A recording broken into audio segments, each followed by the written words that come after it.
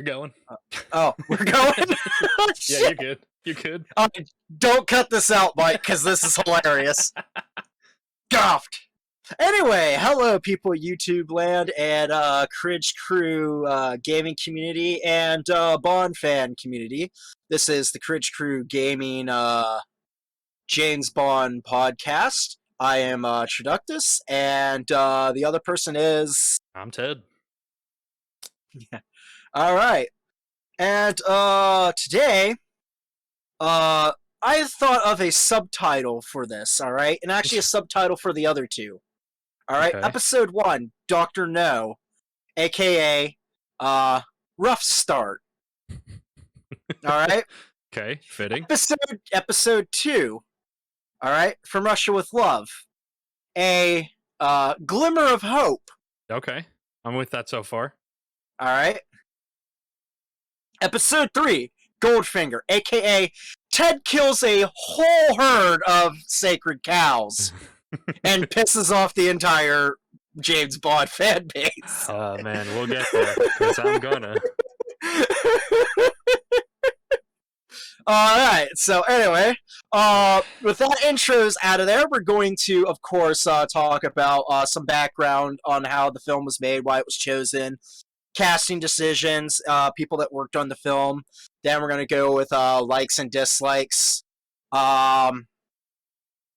We might do this differently. I might go likes and dislikes with myself, and then we'll go with yours, or should we still do likes and dislikes at the same... Whatever floats your boat, man. I'm just whatever goes. We still haven't really quite figured out what we're doing with this.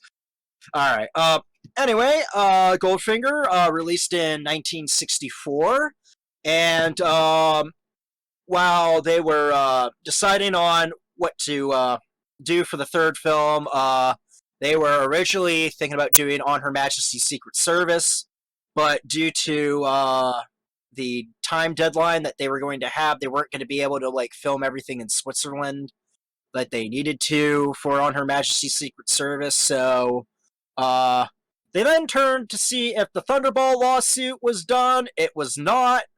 Although during filming of Goldfinger, it did end up ending and was settled out of court, which is why the fourth film actually ends up being Thunderball. But we're on the third film, Goldfinger, and they chose Goldfinger because it's set in the United States, and they figured that would be a way to obtain that market, and they were right. This, with the budget of $3 million, which is the combination of the budget from Russia with Love, which was $2 million, and $1 million for Dr. No, which for the $3 million, I found the today's equivalent. Okay. Thank you to this Wikipedia article. $25 million it took to make this film, which is still pretty cheap by like film movie standards. Yeah, I guess that's possible with advancements in technology and things, needing extra cameras, extra crew, just cinematography, or it's like CGI, that sort of thing. Like, that makes sense. And it made $125 million. That's a pretty good turnaround. Yeah, and it was more of a turnaround than the last Bond film, which will be a trend until You Only Live Twice. This is considered to be the first Bond blockbuster. It's also considered to be when the series gets more focused, although I will agree with Ted. I do debate that. I honestly think that From Russia with Love, even though it didn't have all the elements of like what people would consider for like the Bond movie formula, it's a pretty damn focused film. The success of this, they even had like merchandise, like the Aston Martin DB5 that Bond drives. They actually had a toy line of that. And it also won an Oscar for Best Sound Editing, which would be the first Bond film to actually win an Oscar. Interesting. Yeah. Anyway, with the cast, actually no, we're gonna go with the crew first. Almost everybody comes back. We also get to see the return of Ken Adam. who did the set design work for Dr. No. He comes back and does a pretty damn good job. We also get a change, and that is change in director. We get Guy Hamilton, who was originally asked to be the director of Dr. No, but he declined, and obviously saw that he made a big mistake with that. So when there was a pay dispute with Terrence Young, Saltzman and Broccoli, asked Guy Hamilton, like, hey, since you told us no last time, do you think you're an idiot? And he's like, yeah, I think I'm an idiot, and I'm actually not going to make the same mistake twice. And Guy Hamilton, although he does not direct the next one, he will direct 3 more Bond films. And let's just say, to me, he's 2-2 for me so far. That could change when I rewatch everything, because like some of these films I haven't seen in a while. But I'm pretty sure what Ted's problems with Goldfinger I'm gonna have with Diamonds Are Forever.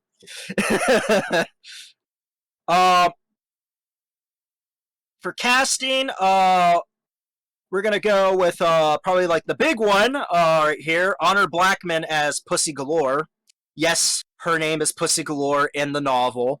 They were thinking about changing it to Kitty Galore, so that way the censors, they wouldn't have any problems with censors, but director Guy Hamilton was against it, and actually, quote, said, if you were a 10-year-old boy and knew what the name meant, you weren't a 10-year-old boy. You were a dirty little bitch. Okay. But anyway, Honor Blackman's actually different from the last 2 actresses to play Bond women, Bond girls, whatever the terminology is now. It used to be Bond girl, but I think now it's Bond women because it sounds more empowering. And due to the, I'd say like a lot of the how Bond women are portrayed now, that's a better term, especially since times have like really changed. But Honor Blackman was actually an experienced actress and well known. It's not like Ursula Andress, who did like a couple like bit parts and then got famous off of being Honey Rider and Dr. No, and had like a really great B movie career, or Daniela Bianchi, who was Miss Italy, and didn't really do much. I mean, was in a couple of like Italian films afterwards, but like cut her career short because she wanted to start a family. But Honor Blackman was in a spy TV series called The Avengers, and she was well known in that. It's also why she knew judo, and why there's a couple scenes in Goldfinger that have her show off her judo abilities, because Guy Hamilton's like, oh shit, she knows judo. We gotta have that. Reasonable enough. Right. And one scene it kind of works out, the other one it just makes the scene a lot worse. Bad timing to put her judo abilities in that, but Honor Blackman had a decent career beforehand, had a good career afterwards, and she's not going to be the only cast member from the Avengers, from the spy TV series, not the Marvel series. Yeah, not the Marvel series. Although, since the Bond people like to fuck with, who's going to be the next James Bond, they did hint that they were talking to a Marvel star, which a lot of people are thinking they're talking to Idris Elba, who's someone that a lot of people wanted to play James Bond for a while. But whether he becomes Bond or not, we shall see. But anyway, to the villain, the title, Art Goldfinger, the wealthy psychopath that tries to set off a dirty bomb in the middle of Fort Knox while being investigated for gold smuggling. It's played by Gert Frobe. There was a couple. Originally, they wanted Orson Welles. He wanted way too much money.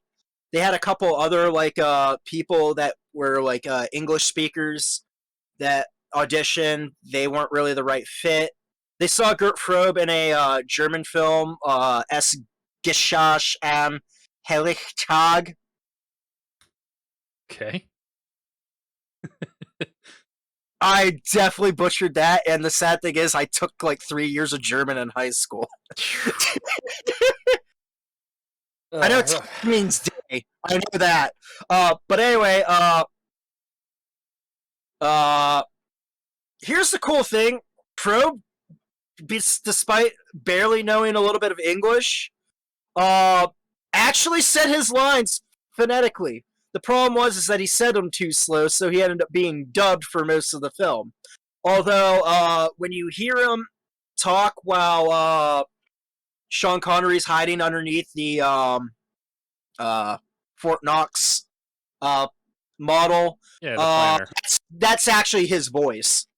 So that's really cool. Even then, I still say a really damn good choice. And then to my favorite casting here, Harold Sakata as Oddjob.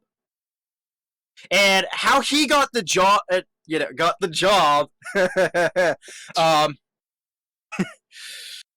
Pun not intended, but still. How he ended up getting it was Guy Hamilton was watching wrestling one day, and Harold Sakata was a professional wrestler, and he was just like, "That's the guy." No other person was considered for the role of Oddjob except for Harold Sakata, and he's actually quite a badass. Because he started out as like a Olympic weightlifter, and actually got the silver, and was the first person from Hawaii. He is Japanese American. He's not a Hawaiian native, but he was born in Hawaii. But he's the first person in Hawaii to win a medal out of the Olympics. But after he was a weightlifter, he became a professional wrestler and wrestled in the JWA, which is the wrestling promotion that basically became what is now known today as All Japan Pro Wrestling and New Japan Pro Wrestling. It was founded by founder of Japanese Pro Wrestling, Ricky Dozen, who Harold Sakata was a tag partner of.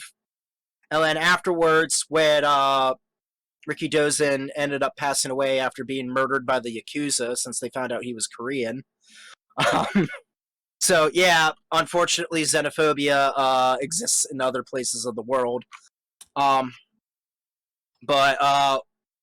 Ricky Dozen's two students, Antonio Inoki and Shohei Baba, better known as Giant Baba, split JWA up. Inoki formed New Japan Pro Wrestling, and Baba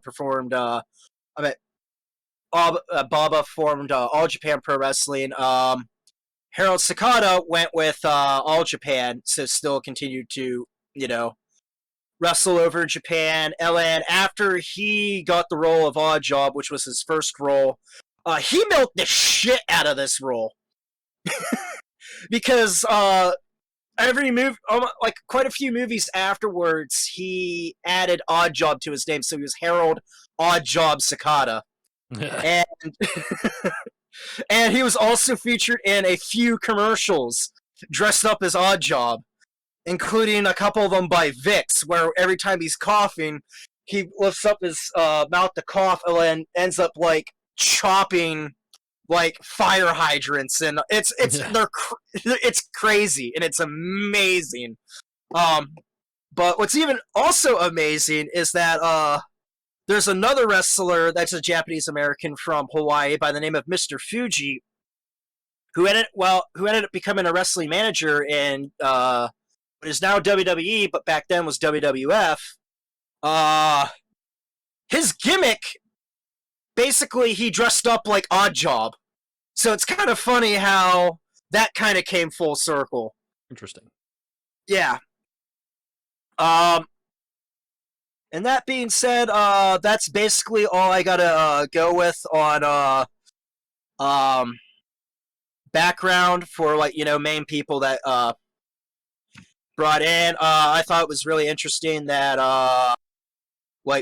Oddjob was the first choice and just nailed it. And also with like Gert Frobe, how he was able to at least because it's not really that bad of a dub job with him. Sometimes you can tell it's like definitely a dub, but other times they really synced it pretty well. And I Yeah, think that also helps that he's speaking English. yeah, I thought they did a really good job as far as his vocal lines go. To be honest with you, I didn't even recognize that he wasn't a native Yeah, English yeah. speaker. And every time like I watch that, I keep forgetting that he's dubbed. Yeah, I thought they did Uh, a good job. um, I guess we'll go with likes for me. See, I will say the best thing about Goldfinger are the villains. I mean, yes, like Goldfinger is like the main overarching villain, but like without Gert Frobe's performance as Goldfinger and without like Harold Sakata's performance as Oddjob, this film wouldn't have been as big as it was. Like they really sell the movie. Like you can tell both of them are having the time of their lives in this movie, and same with Sean Connery. Looks like he's having fun as well. He actually acts a lot more youthful, although at first I'm like, oh wow, he actually looks kind of younger. But then when you kind of look, especially when he's in the jail cell, he looks older and has like a lot of like makeup caked on. Uh, so I don't know what was that. This is definitely more lighthearted um, than the well, I wouldn't say lighthearted, but a lot less serious than From Russia with Love. This is campy and more fun. Um, Other things that I really like, I'd say specific scenes. I love the villain monologue.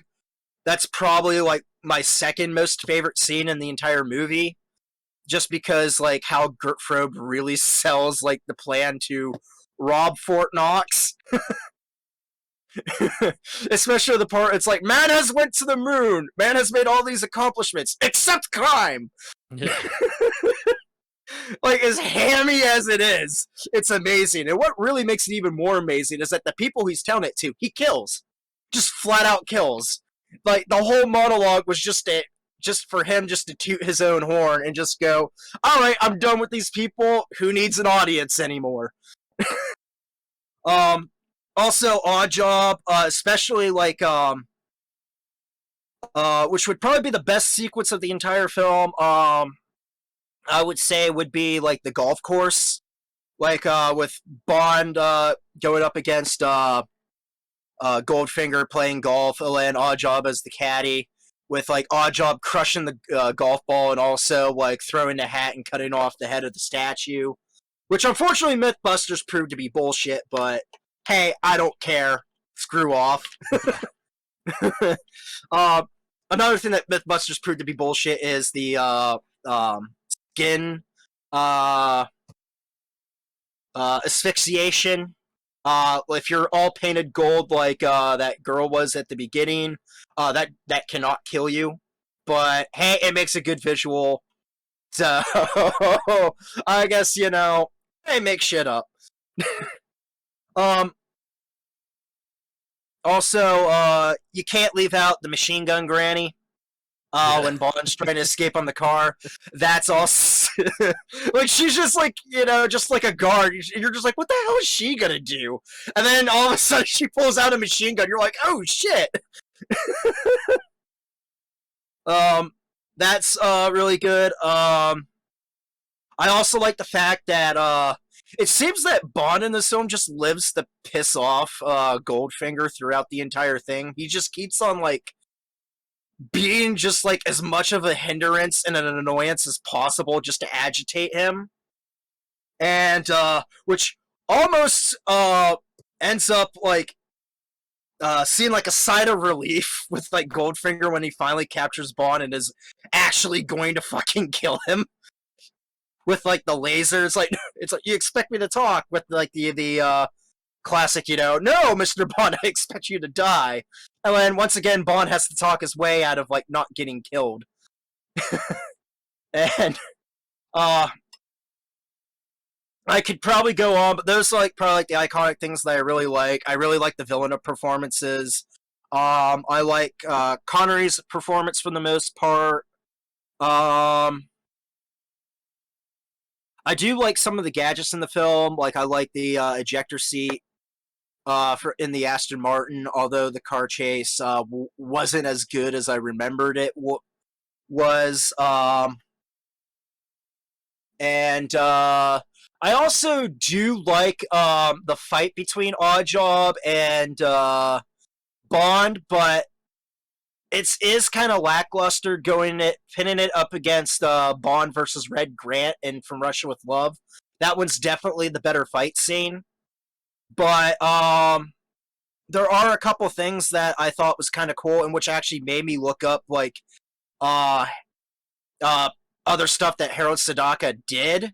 Was I saw like Oddjob use a wrist lock in a way that a professional wrestler does, and I'm just like, no, no, no, no, no, no. He can't be. And it's like, oh shit, he is.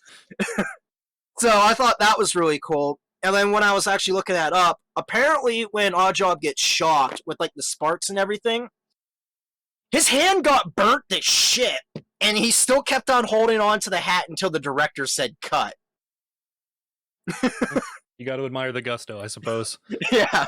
And I also like the fact that, which apparently was actually kind of improv, where Oddjob basically like turns around while getting shocked as if like the bars got magnetized with like, and so therefore his watch like drags him over, and then he falls over. I thought that was oh, that was pretty interesting and kind of funny. But yeah, that's basically what I got. How about you for like likes? Because I have a feeling those are going to be few and far between for you. Yeah, definitely a shorter list than last week. The first like big thing for me as far as likes goes was I liked the portrayal of the villains. I don't think either villain was really well written or developed as they were in From Russia with Love, but I very much appreciate the way that both actors played those roles. The Goldfinger's like his self-importance and the way that he carried himself seemed very true to the character, and I found that pretty impressive through the whole movie. And while Oddjob wasn't very well developed, I don't think I think the actor fit the spot they were looking for pretty flawlessly. I also appreciate that, like you said, it was somewhat lighthearted. It wasn't just action go all the time, but there was like some comedic relief with part of it being bad dialogue, I suppose, but like a lot of it too that it was. You can't tell me my name is Pussy Galore isn't Oscar worthy. I like a lot of the dialogue was bad, but you had the ability to chuckle at the movie. Right. And you mentioned earlier Sean Connery looking somewhat youthful. I think the youth and the playfulness was available to him in this role. Like it felt like he was more comfortable playing Bond in this film compared to the last two. That might sum it up for my likes, but there were some upsides at the least. Right. And I actually have some dislikes, and one that is how I basically make it the deciding factor of actually one of them's a deciding factor of why I like From Russia with Love better than Goldfinger. I do like Goldfinger better than Dr. No, spoiler when we get to kind of ranking stuff. But see here, one of them is the guy that plays Felix Leiter. It is not Jack Lord. Jack Lord didn't come back because he wanted to be paid the same amount as Sean Connery, and Cubby Broccoli and Harry Saltzman proceeded to laugh in his face. And then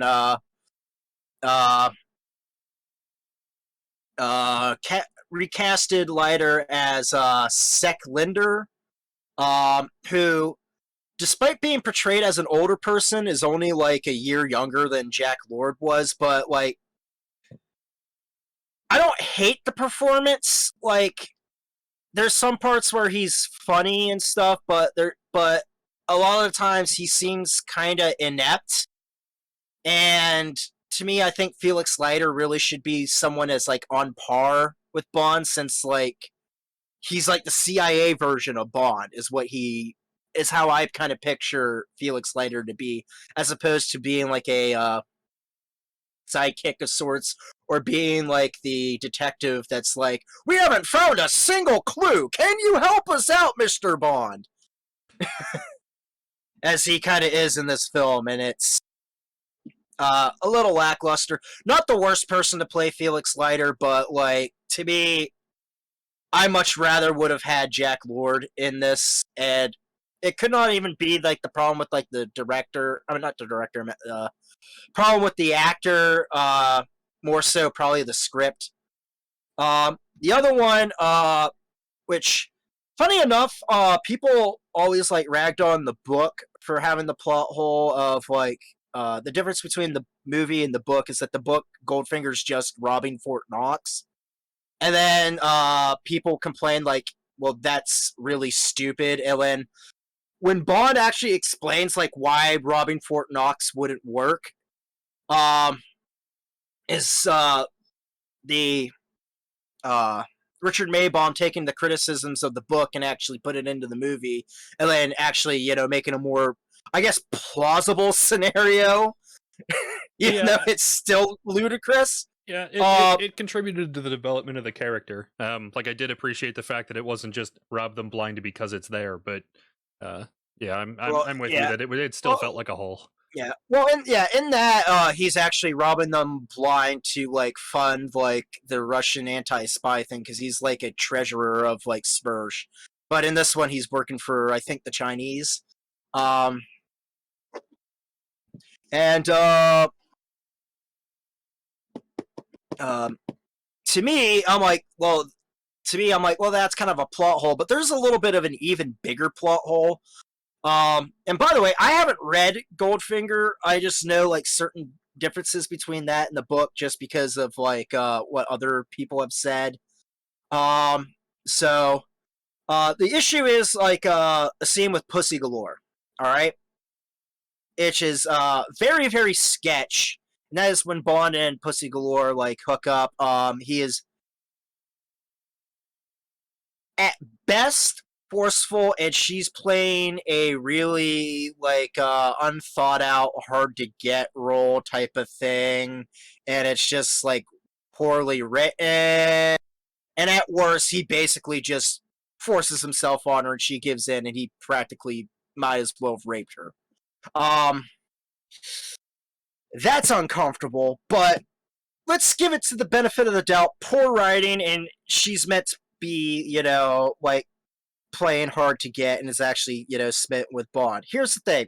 She's on the side with Goldfinger because, she thinks it's just a robbery and the Delta 9 gas isn't going to kill anyone.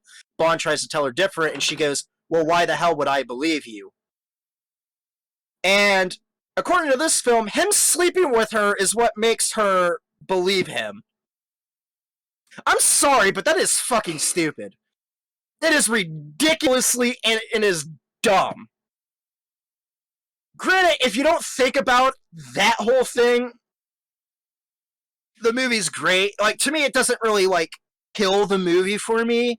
But when I think about it, it's just like, you couldn't have had a scene where he tests, like, the nerve gas on like a villain, or have her like overhear like Bond and Goldfinger's conversation and then have her switch sides, which by the way is kind of worse in the book because Pussy Galore is supposed to be a lesbian.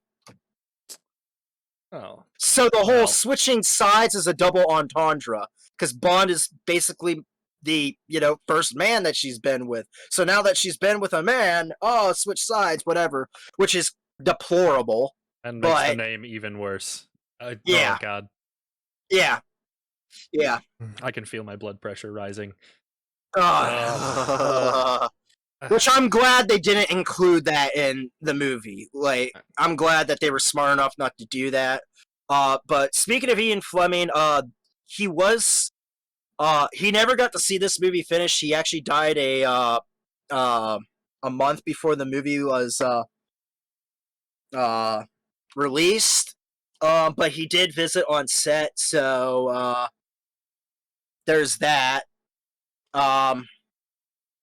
I just figure I add that factoid in there because I forgot to add it in there earlier. But that's about like the biggest problem I have with the film. Some of the effects are kind of dated as well, such as Goldfinger getting sucked out of the airplane. But to me, that's kind of like laughably dated and kind of adds to like the hilarity and Yeah, I'll absurdity give to you that. some things. I'll give you that. So it doesn't kill it, but it's like, oh my god, that's so dated, but it's so great. Yeah, um, I think for the most part you touched on. I have a lot of complaints about this movie, but for the sake of time and my sanity, I'll just break it down basically into three no, sections. we can have you go bitching. Come on, go ahead and bitch. All right. No, This is Ted Bitch Hour. one of my group of complaints is that like there were so many plot holes. Like there were so many places that it just felt stupid, and there was no reason for anything to happen the way that it did. Him like even the scene of him escaping his jail cell is pretty entertaining. Like I'm not complaining about watching it, but Yeah. like at the end of it, like how why was it written in such a way that it would be this easy, and then why did he have to put in all of that work to do something so laughably simple? There's the whole switching sides ordeal with just no motivation whatsoever. There was the whole the you touched on the scene earlier, the guy getting crushed in the car and him killing everybody else with the gas anyway. Like if he was just going to kill him anyway, why did he even put on the charade? Even if he wanted to explain to an audience, like, why did he give them the option to opt in, opt out? Like, if he was just going to kill, it was just a big 15-minute platform to speak about. Nothing relevant. I like, they could have replaced that whole scene with a 35 seconds of dialogue between, him and another assistant, or, a military captain or something along those lines to explain what he was doing at Fort Knox. But instead, they just introduce all of these characters that they kill in two separate ways, because he was just gonna kill him anyway after explaining his. It's there's so many holes, so many like broken storylines that it was. Alan, also with like the sister of the chick that gets painted gold to death. She like shows up and just gets killed, and it's like, okay, whatever. Yeah, just so many unnecessary arcs, like definitely places that the plot didn't need to go. Take all of my complaints from all of the movie about the plot line and the random arcs, and just lump them into one complaint. The next one that you touched on, as you mentioned, Pussy Galore changing sides, was that like the I talked about it a couple of weeks ago in Doctor No, that like we could chalk it up to a sign of the times, and even though it felt creepy or invasive or pushy or definitely sexist, racist, this film like pushed the envelope. It wasn't just Sexism, definitely, yeah. I cannot chalk this one up to sign of the times.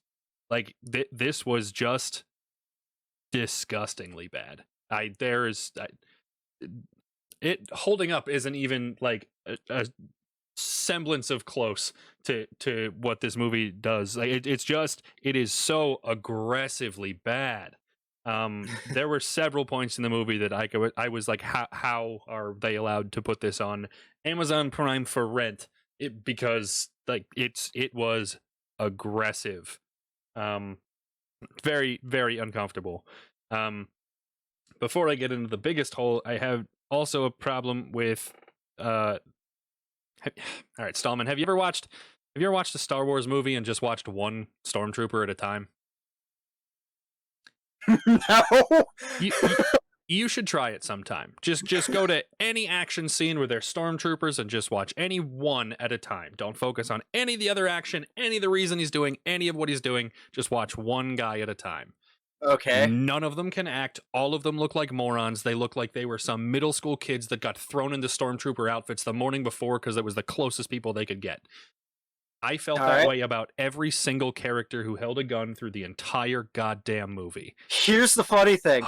You know the soldiers walking in Fort Knox? Yeah. Actual soldiers from Fort Knox.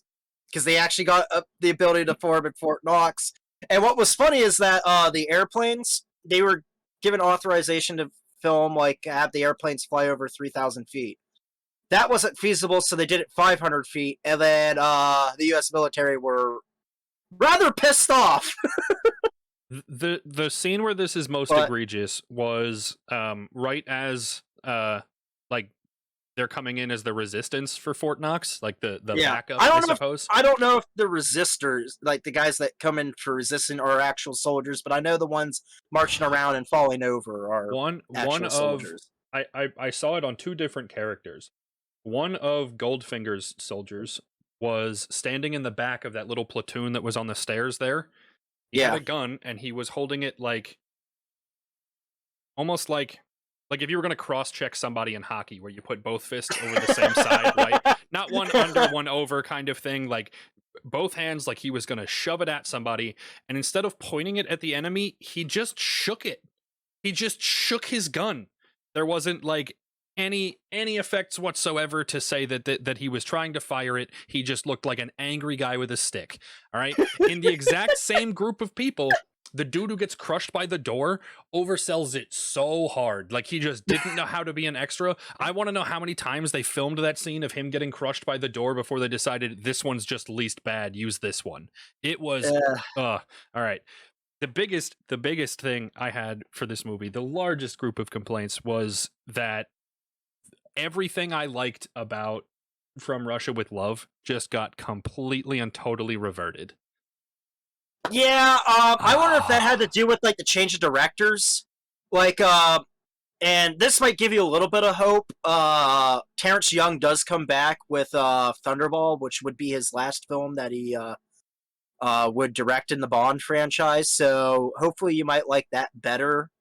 I Um, I'm yeah, not entirely sure because it's been a while since I've seen Thunderball, and if I remember, my biggest complaint about that one is that some of the effects in that are a bit dated, and there's also like a scene where the sexism is really egregious. But I I really loved that in Russia with Love it felt like a spy movie again.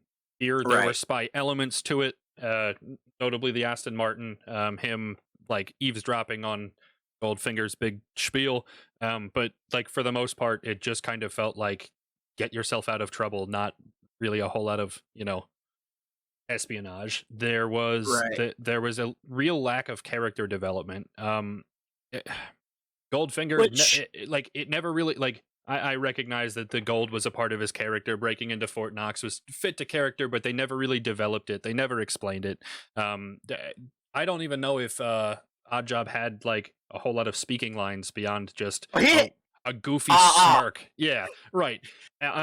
Like they didn't do a whole lot for the CIA counterparts to Bond. They just kind of looked like oafs with 6 sentences parked in front of a KFC. They're like in the grand scheme of it, they did no character development. The plot didn't feel like right. very well thought out. It just kind of felt like, hey, we know these are the important parts of the book. As long as we throw them in somewhere, we've got it nailed, right? And it just the whole thing felt like it just didn't work.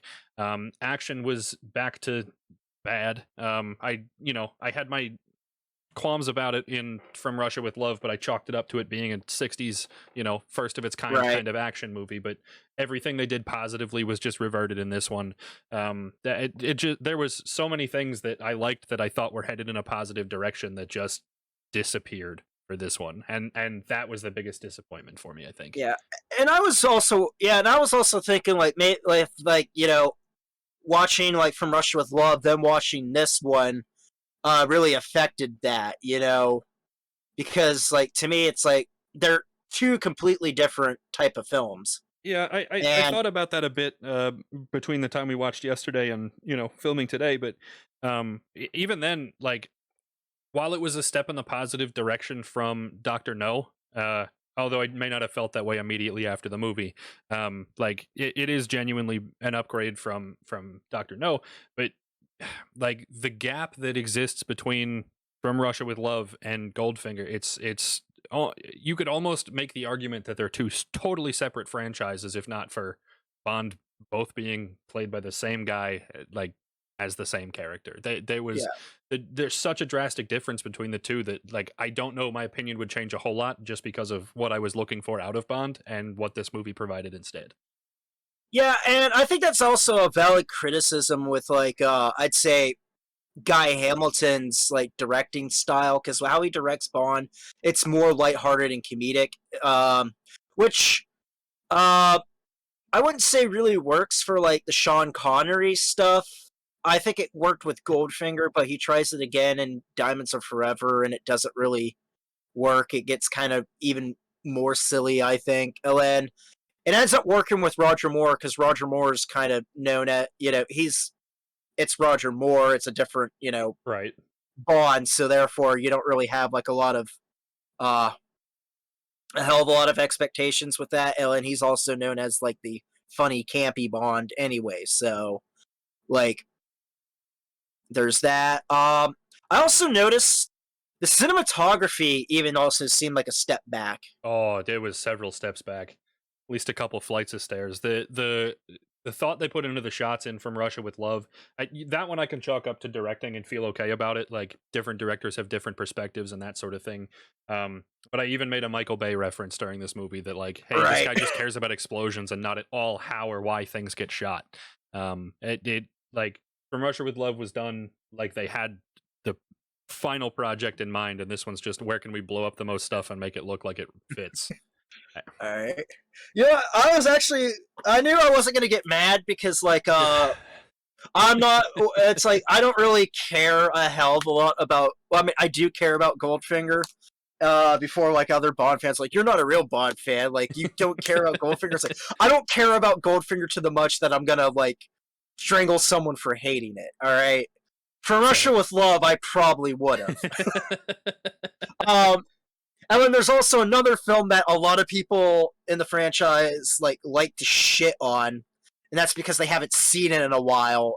And it was like panned when it came out, and then recently a lot of people were like rewatched it, and like, oh wow, no, it's actually really good. That one I'll actually defend, but we'll see how you feel about that one. Um, when we get to that. Anyway, I guess we'll like do an evaluation of like the entire thing. I thought it was good. You thought it was bad. Yeah, but step above Doctor No, but you know, still not. No intent to rewatch from me. yeah. I still find it funny how Doctor No's like the state is like, is it worse than Doctor No? Yeah. No. All right. Is it better than From Russia with Love? Nah. Wait, nah. No. Hey, Nope. It's not. Goes right there. Small sample size so far. That hopefully that evolves as we get out of the '60s and all that. But for now, that's what we got to work with. Yeah, it is what we got to work with. Although I will say this, it might be a while before From Russia with Love gets like knocked off the top. Fair enough. It's not going to be a while. It'll probably be when we get to the film that comes out in *69, and that's the one where Connery leaves and it's George Lazenby. That one, spoiler alert, On Her Majesty's Secret Service is my favorite Bond film, although I will admit it does have flaws. All right? As long as we can be objective. Yeah. Yeah. But that one, depending on that one, I think would be like a toss up on whether you think it's better or not. To me, I think I don't think From Russia with Love is getting topped unless there's like a Roger Moore film that you like that's better, or if you like the Timothy Dalton films that are better. But to me, I think knowing you, it's probably going to be either GoldenEye or one of the Daniel Craig films that knocks From Russia with Love off its perch. We got a while to go then. Yeah. We got it's good. Yeah, it's going to be like 80s, 90s, or like 2000 before we knock that one off. And that's nothing against like saying like the other films are all garbage or anything like that. It just shows you how much of a good film like From Russia with Love is. So, oh, but Obviously, we'll rank those as we get to them. But some of the Roger Moore films, knowing how much you like ranted about Goldfinger, oh, I'm ready for you to kind of massacre some of those like campy ones. I was so mad at the end of that film yesterday. I was so mad that I spent the time to watch it. I'm sorry. Hey, my opinion of it has improved with some reflecting now, but it's still, yeah. Yeah. All right. So hopefully you like and subscribe, and want to join the Cringe Crew gaming community on Discord. If Ted didn't. Yeah. But no, it was. I have to say, it wasn't as bad as I thought it was. Like, you actually had some like legit criticisms of the film, which I think I'm here to take everything fairly.